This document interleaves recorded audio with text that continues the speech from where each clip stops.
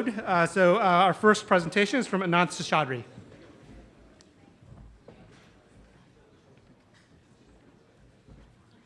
Thank you very much for having me here. Many thanks to Alicia for having our paper in the program. I want to thank the Social Security Administration for funding this research for a substantial period of time. I've been coming to the RRC events and these at the National Press Club for quite a while. It's a great area of speakers out here. I learn a lot, and I'm pretty sure this is no different from any other event. I also want to thank John Leitner and the Michigan Retirement Research Center for all their activities and all their support for retirement research. So this is a bit of a nerdy paper, but I'm going to try to convince you that there's the economic content is meaningful, and we still have some work to do, but I'd love your feedback. So kind of trying to think about retirement, modeling retirement endogenously is something of fundamental importance in thinking about the analysis of Social Security. So if you want to say, analyze the impact of changes in Social Security benefits, you want to understand first, what do workers do near retirement, and in particular, what happens to the date of retirement. So having a good theory of retirement is not the easiest thing in the world. There's been lots of theoretical papers attempting to get retirement without kind of assuming that you get a kick out of being retired, a utility kick out of being retired. So the goal here is fundamentally to estimate a human capital version of a model in which we're going to focus on two important observations. We want to match the life cycle profile of wages. So the fact that workers, as they are young, their wages are low, it grows over the life cycle, and then something might happen close to retirement. And then we also want to analyze and match the profile of labor supply over the life cycle. So the main goal is not to think about retirement as something distinct from labor supply. It's just another labor supply decision, except that it's a labor supply decision in which you decide to bunch your retirement towards the end of your life cycle. Okay, so here are the two key facts in some sense that the paper is designed to get in a unified setting. And both have to do with labor supply elasticities. And both are fairly well known. The first is there's a very large increase in wages that you observe, say, over the course of the initial period of life cycle, say between 20 and 30 or 35. And at that time, while there's a large increase in wages, there's a very small change in labor supply, okay? Say as measured by labor force participation rates. But then when you focus towards the retirement period, there's a small decrease in wages, or almost no decrease in wages, but there's a large decrease in labor supply at the end of the life cycle. Okay? How do we rationalize both of these? How do we rationalize both of these observations in a unified setting without resorting to, say, the human capital production function just varying with age, or without just saying your utility function just changes when you retire? Okay? The easiest way to get it is to say you enjoy retirement, and so you need to retire in order to get that enjoyment. So how far can we go without resorting to that assumption? Okay? There are two strands of literature.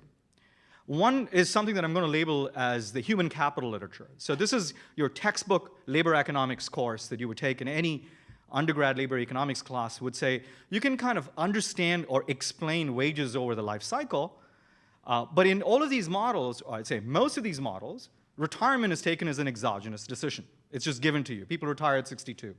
And then you can work your way backwards and say, what should human capital profile look like, or what should wages look like? And then there's another literature, which I've contributed to as well in the past. It's the retirement literature, where for the most part, most of these papers take the wage processes as given. Okay, so there's an age earnings profile, which might be a function of what your level of education is or other circumstances. And then your wage pattern is effectively going to be crucial in determining when you're going to retire. So I've written models of where health shocks can determine when you're going to retire, and then the wage pattern is critical, but it's taken as a given. Okay? So our goal is basically to bring both in one unified setting. And these, I would argue, actually matters for Social Security policy. So if, for instance, you were to change the Social Security system, which is going to induce people to retire later, your human capital investments that you undertake earlier in life are going to change.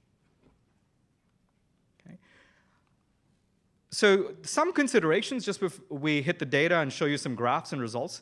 The shape of the wage profile near retirement is critical. It's been the subject of some debate. But there's obviously a selection issue. You know, you're going to observe the wages of people who haven't retired. So people who drop out of the labor force, their wages are just not there in the sample. So a solution is to just do a simple fixed effects, where it's a crude way of getting around the selection problem. And here's a graph which actually mimics a paper by Maria Casanova. So if you look at the raw wages, and that's your blue line, which is just the OLS regression, it shows a substantial drop in wages after the age of 60. So that's one view of kind of saying wages are dropping, and so that looks like the reason why people retire.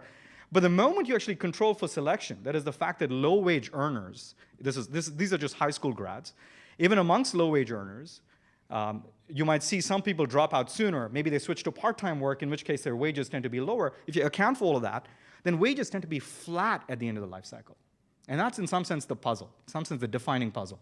So once you control for selection, wages near retirement are flat, yet we see people retire. Why is that? Or how would we rationalize that in a model?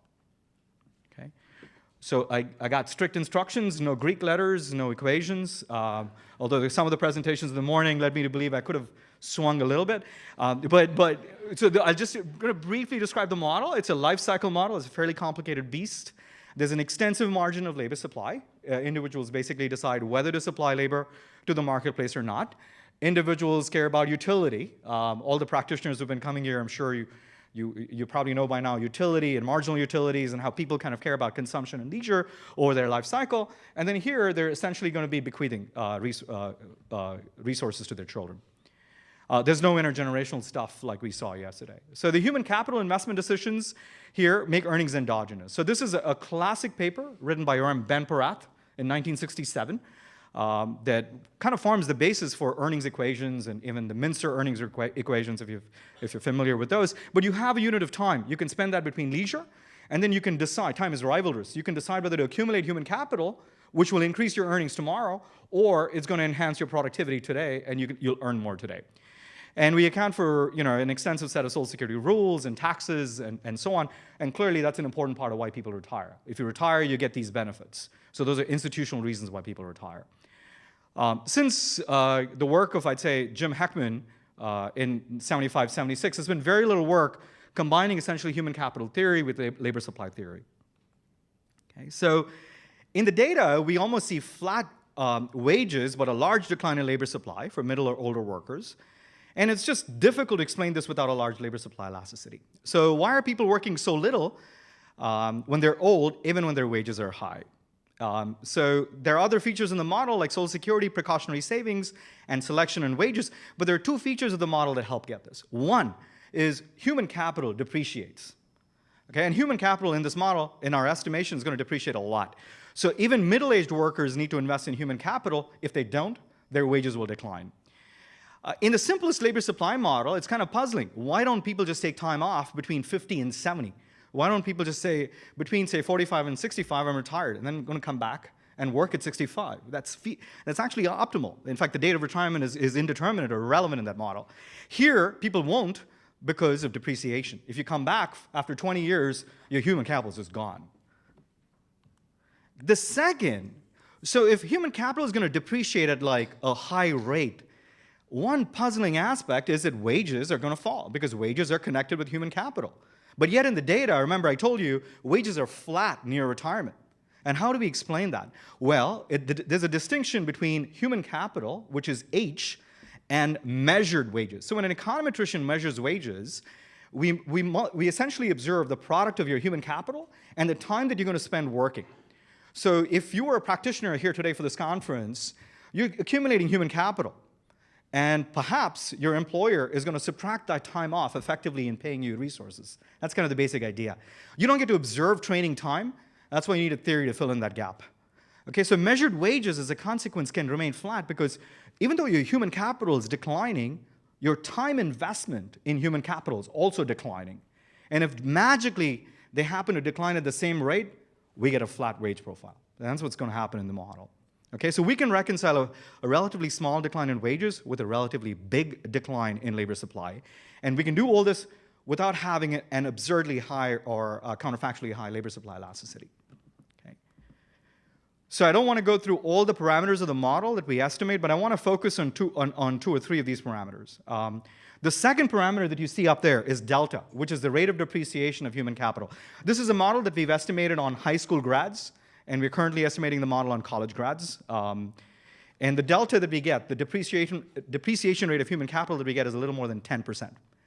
The curvature parameter, which is the third parameter, alpha I, is a really small number. Okay, so if people are familiar with the estimates in the human capital literature, in some sense, this is the opposite of what, say, people like Heckman get. So people like Heckman who've estimated these models where retirement is exogenous essentially get a 0 delta and a very high alpha.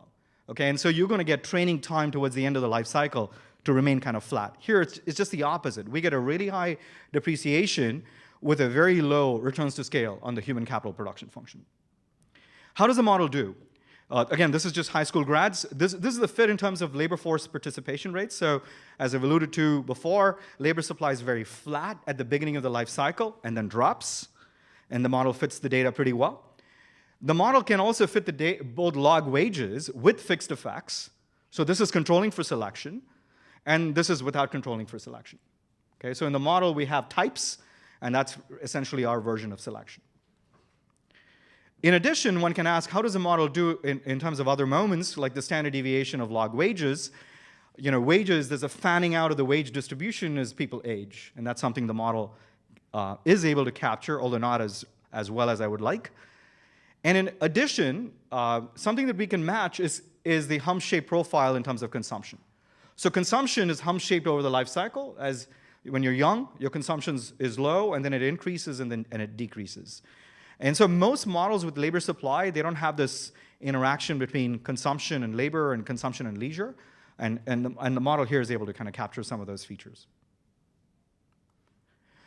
It's nice to know, in structural models that I've written before, there are times in which I have no idea what's going on. This is not one of them. I can actually tell you precisely what's going on in the model and what's the economics associated with it. So here's probably, in some sense, the key graph where it depicts, I believe, the economics associated with it.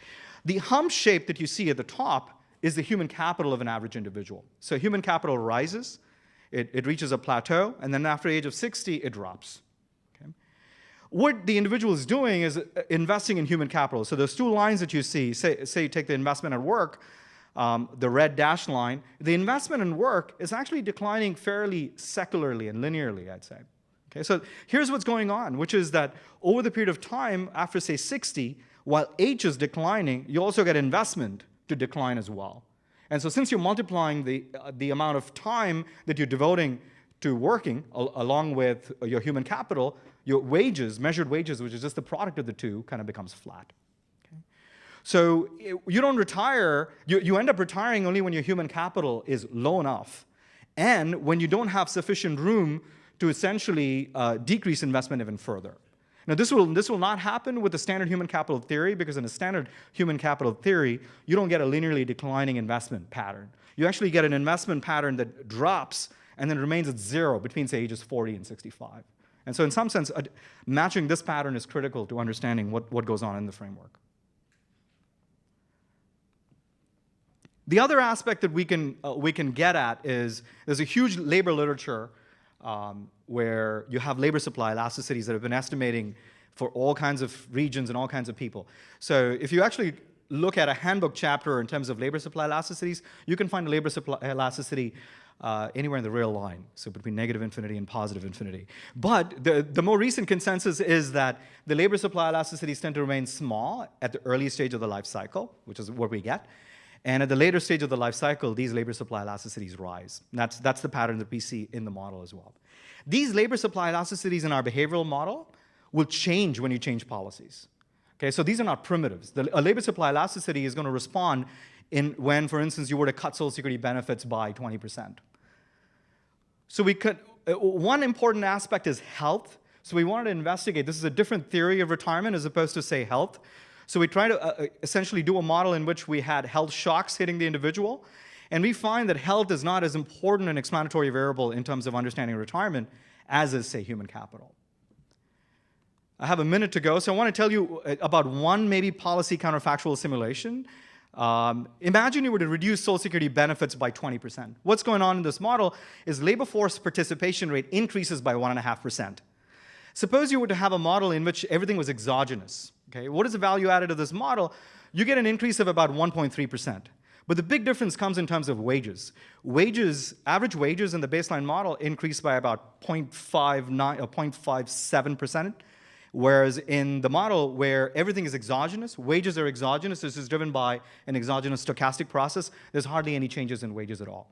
We're currently simulating this model for college grads. We have the results, which are much more stronger and have a much larger impact on labor supply over the life cycle than, for instance, in this model, which is only for high school grads, which is a more homogeneous group. So our model is able to fit wage and labor supply profiles pretty well. It produces retirement endogenously.